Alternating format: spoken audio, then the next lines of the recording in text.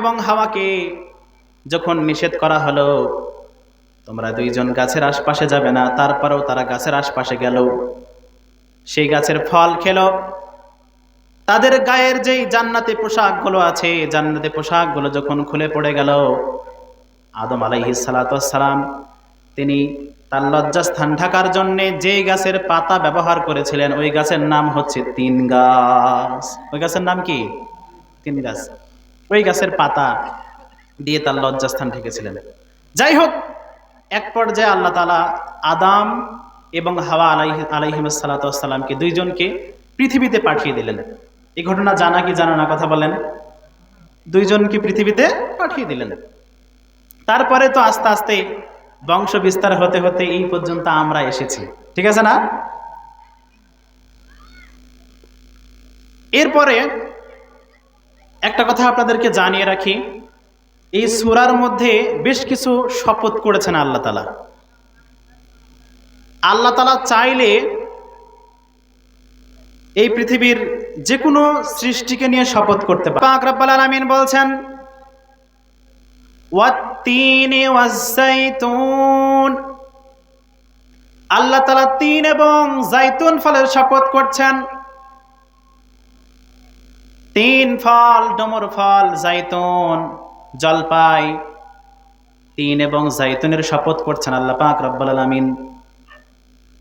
শপথ করে এই যে শপথ বাক্য এখানে নিয়ে এসেছেন ওয়াত-তিন, যখনই শুরুতে একটা বিষয় বলে রাখি, এটা একটা গ্রামাটিক্যাল বিষয়, যে আল্লাহ পাক রব্বুল আলামিন যখন কোন সূরার শুরুতে ওয়াও নিয়ে এসেছেন, এই ওয়াওটা হচ্ছে ওয়ায়ে কাসামিয়া, এটাকে আরবিতে বলা হয় শপথের ওয়াও। কিসের ওয়াও এটা? শপথের ওয়াও। তা আল্লাহ তাআলা এখানে তিন এবং জাইতুন ফলের শপথ করলেন। কিসের শপথ করলেন? তিন এবং জাইতুন ফলের শপথ করছেন। আল্লাহ পাক রব্বুল আলামিন তিন এবং জাইতুন ফলের শপথ কেন করলেন? এর কি বিশেষত্ব আছে, কি বড়ত্ব আছে, কি এমন মর্যাদা আছে? তিন এবং জাইতুন সব চাইতে হয়ে থাকে বেশি প্যালেস্টাইনে, ফিলিস্তিনে। আর সেই নবী সেই দেশে কোন নবীর জন্মস্থান একটু বলেন তো? হযরত ঈসা রুহুল্লাহর জন্মস্থান।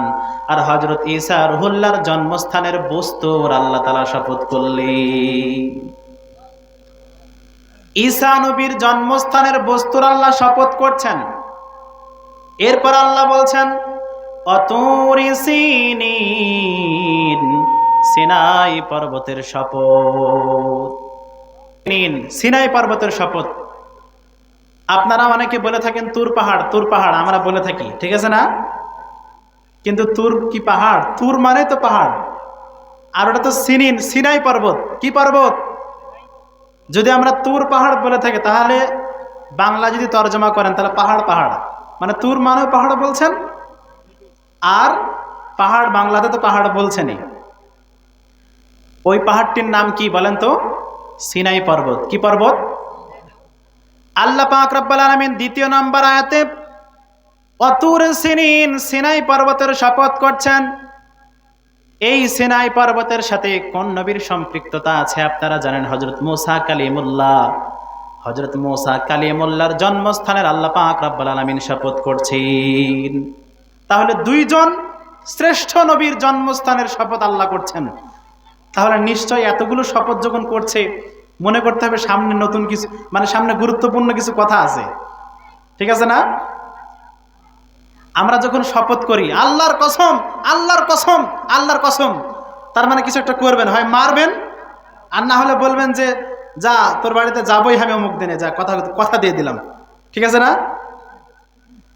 তো আল্লাহ তাআলা দুইজন শ্রেষ্ঠ নবীর জন্মস্থানের বস্তুর শপথ করলেন, সিনাই পর্বতের শপথ করলেন, তিন এবং জাইতুন ফলের শপথ করলেন। এরপর আল্লাহ পাক রব্বুল আলামিন বলছেন ওয়াহাদাল বালাদিল আমিন, এই নিরাপত্তা শহরের শপথ। নিরাপদ শহর বলতে কোন শহরকে বোঝানো হয়েছে বলেন তো? মক্কা নগরীতে। মক্কা নগরীকে, কোন নগরীকে? এই মক্কা নগরীতে কোন নবীর জন্মস্থান?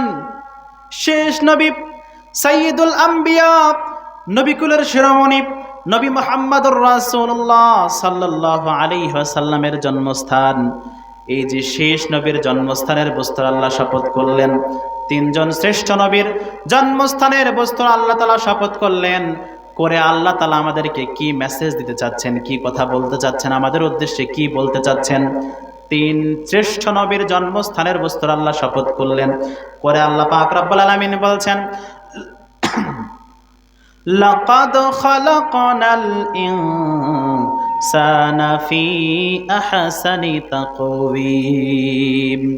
আল্লাহ পাক রব্বুল আলামিন বলছেন, লাকাদ খালাকনাল ইনসানা ফি আহসানি তাকওয়িম, আমি মানুষকে সবচাইতে উত্তম অবয়ব স্ট্রাকচার গঠন প্রণালী দিয়ে বানিয়েছি। বলি সুবহানাল্লাহ। এতগুলো কসম করে আল্লাহ এখানে কি বলছেন? যে আমি মানুষকে সবচাইতে উত্তম অবয়ব আকৃতি দিয়ে বানিয়েছি। আল্লাহ এটাই বলছেন। কি বলছেন? তাহলে মানুষের কত মূল্যায়ন আল্লাহ তাআলা করেছেন। আল্লাহ তাআলার কাছে মানুষ কত মূল্যবান জিনিস। এখন কথা হলো, আমরা যখন 4 বলেন 5 বলেন এই সমস্ত বইগুলোতে যখন আমরা পড়েছি, তখন দেখবেন ওখানে লেখা থাকে যে সৃষ্টির সেরা জীবকে, কি লেখা থাকে? সৃষ্টির সেরা জীবকে মানুষ। তাহলে এই যে গাছপালা, নদী নালা, খালবিল যা আছে সবকিছুর চাইতে আল্লাহ কাকে বেশি মূল্যায়ন করেছেন? মানুষকে মূল্যায়ন করেছেন। মানুষ সবচাইতে সুন্দর। আল্লাহ বলছেন আমি মানুষকে সবচাইতে সুন্দর করে বানিয়েছি, উত্তম অবয়ব আকৃতি দিয়ে বানিয়েছি। বলে সুবহানাল্লাহ। মজার একটা ইতিহাস আছে যেটা আপনাদের